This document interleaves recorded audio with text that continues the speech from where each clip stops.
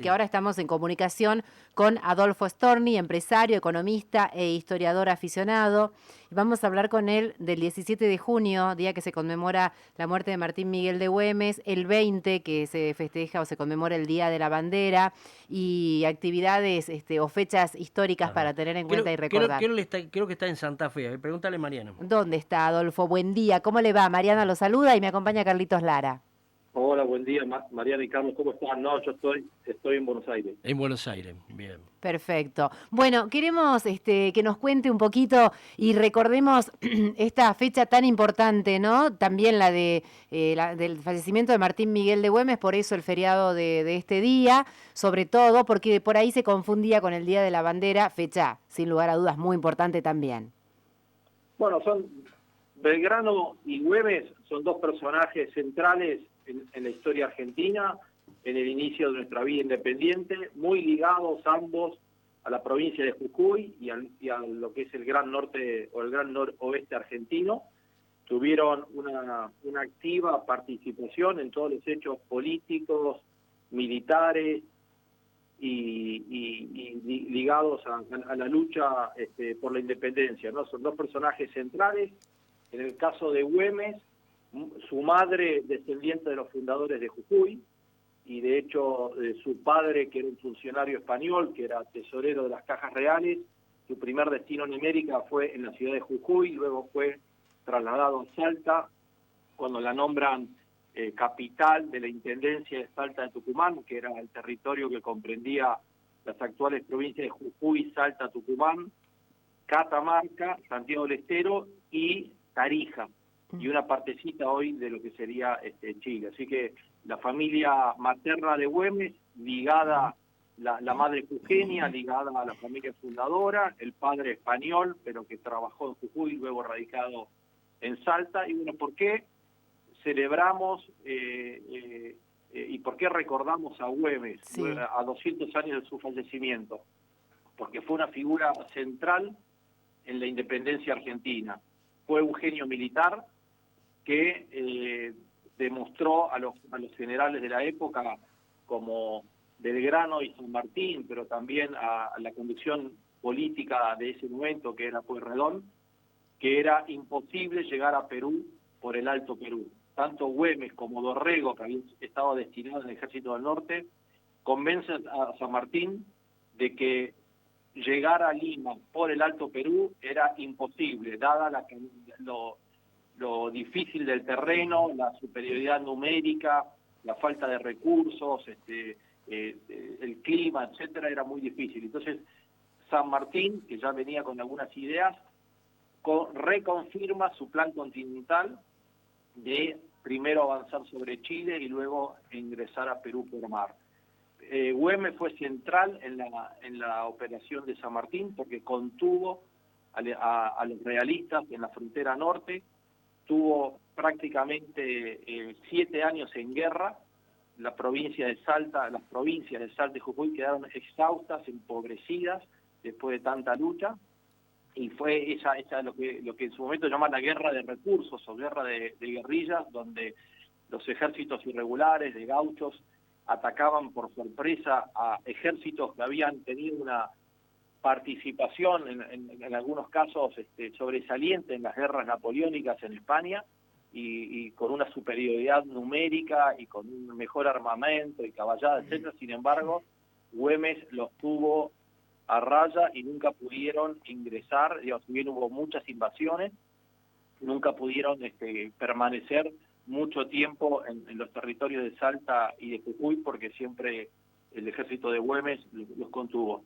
Después Güemes fue un hábil político que llega a la gobernación de Salta, siendo el primero en las provincias que es elegido por el voto popular. Así como nosotros tuvimos un primer gobierno patrio, el 25 de mayo de 1810, donde un cabildo abierto con la participación de los principales vecinos elige el primer gobierno patrio, el primer gobierno, digamos, libre de dominación española. En el caso de Güemes en Salta, que en esa época también contemplaba la provincia de Jujuy, es el primer gobierno provincial electo en forma democrática. O sea que es un antecedente de lo que son las autonomías provinciales y el federalismo, y junto a otros políticos y personajes de principios del siglo XIX, como Artigas y los distintos caudillos del litoral, como Francisco Ramírez, Terminado López,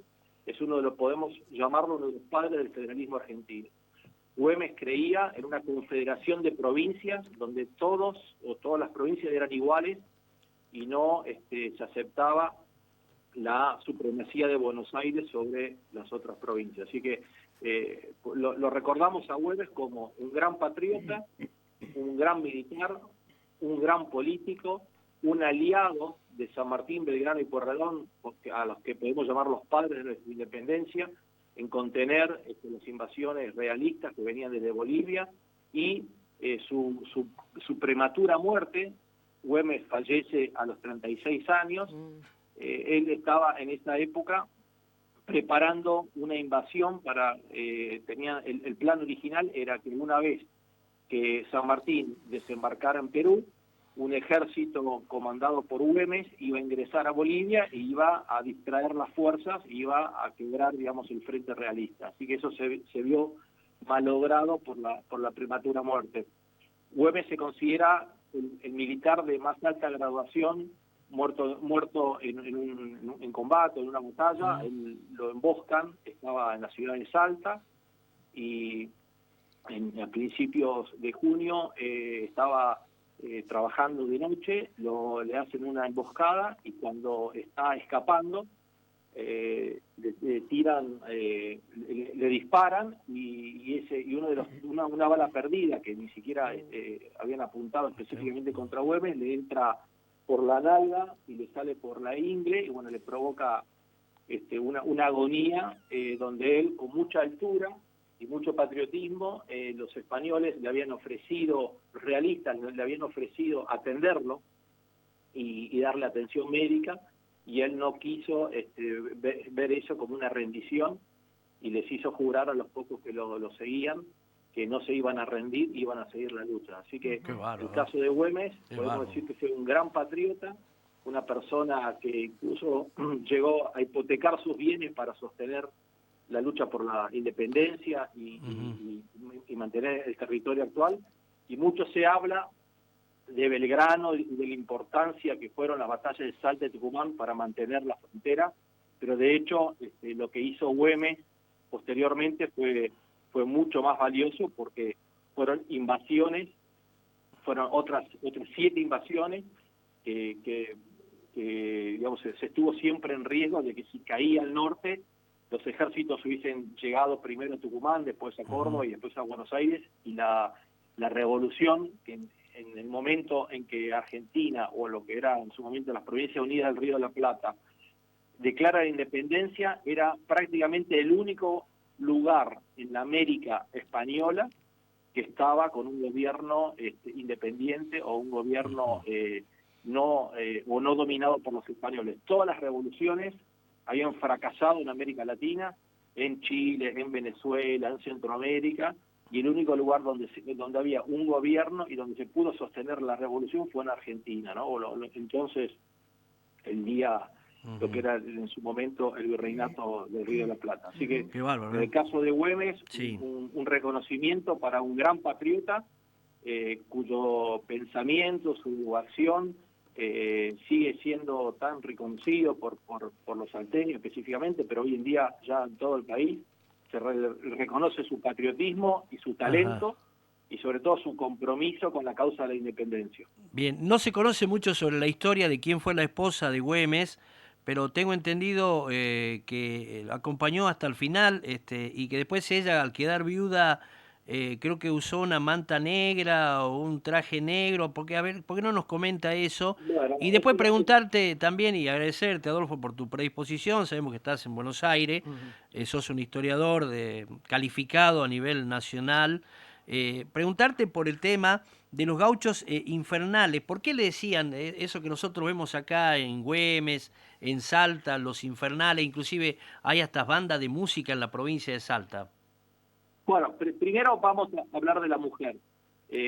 La mujer de Güemes, Carmen Puig, era hija de un español, obviamente fue presentada por la hermana de Güemes, Macacha Güemes, Magdalena, que era una gran colaboradora de Güemes en cuestiones políticas e incluso militares, con una red de espías, gestionando la atención de los enfermos, de los heridos, los uniformes, y una gran asesora de Güemes, ¿no? Siempre lo aconsejó y era su persona de máxima confianza. Bueno, ella le presenta a Carmen Puig, y Carmen, cuando se entera que su marido muere, se corta el pelo, se pone un hábito negro y se deja morir.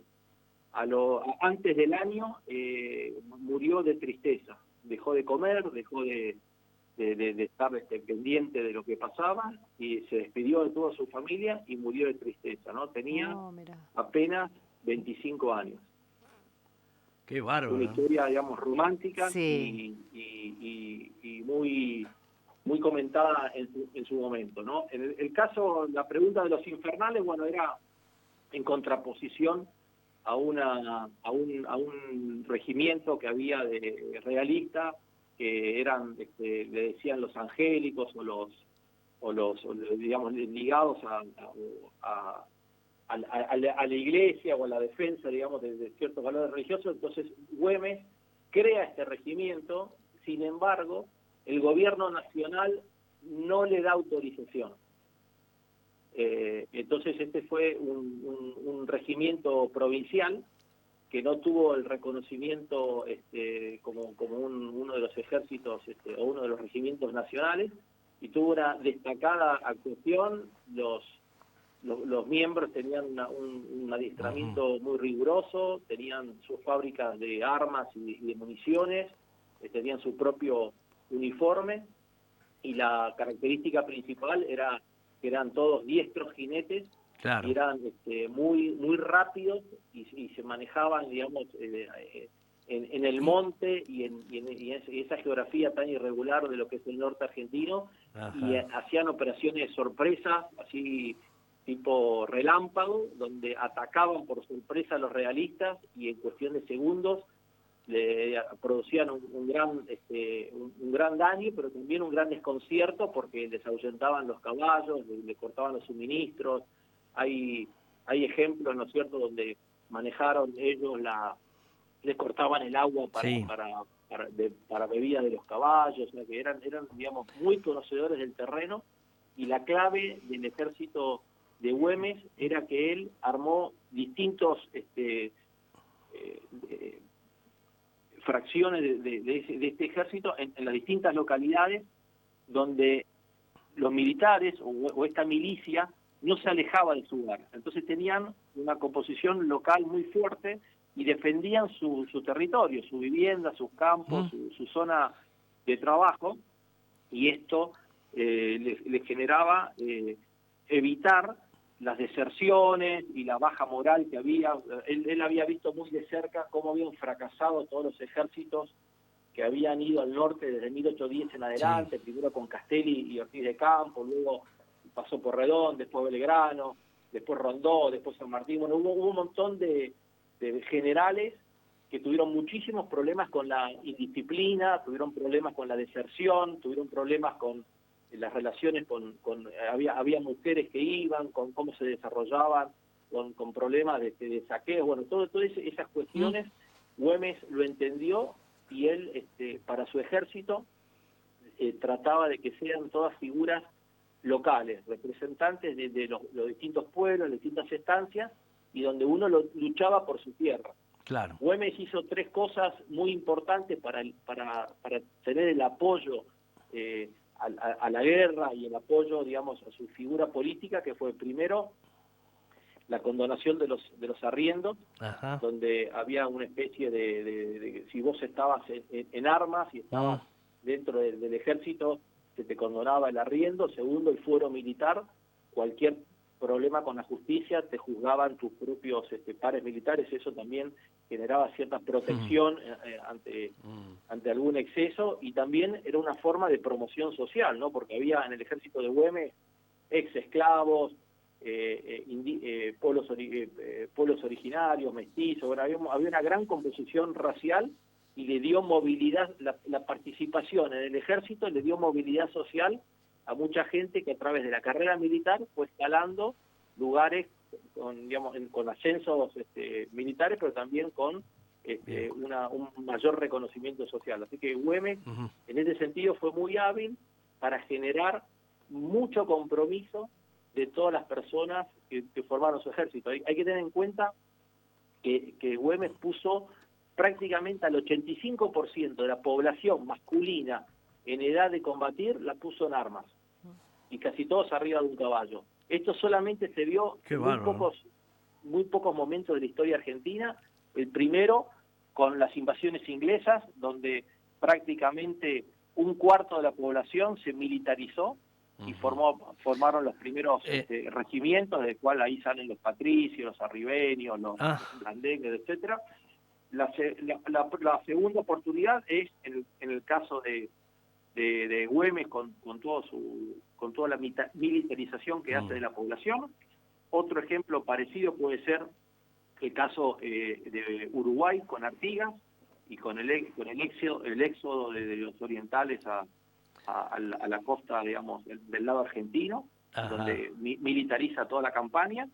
Y el siguiente hay que saltar casi 30 años con lo que hizo Urquiza en Entre Ríos, donde pone a todos los hombres en edad de combatir, los hace formar parte de la imbatible caballería entrerriana, que durante 30 años dominó todos los campos de batalla de Argentina, de Uruguay y los distintos lugares donde tuvo que combatir. Así que lo que hizo Güemes, militarizando la sociedad y poniendo a todos en condiciones de combatir, fue algo casi muy pocas veces visto en la historia argentina. Bien, Adolfo, ya para ir finalizando, porque me gustaría preguntarte muchas cosas, ¿no? Por ejemplo, ¿por qué no se toma a Güemes con el mismo valor que se toma a San Martín y a Belgrano? Una de las preguntas que seguramente nos va a quedar para otra oportunidad, pero no debo dejar pasar esta posibilidad ante alguien que conoce y mucho de la historia argentina y que no se ve, ni se escucha, ni se lee en cualquier lado.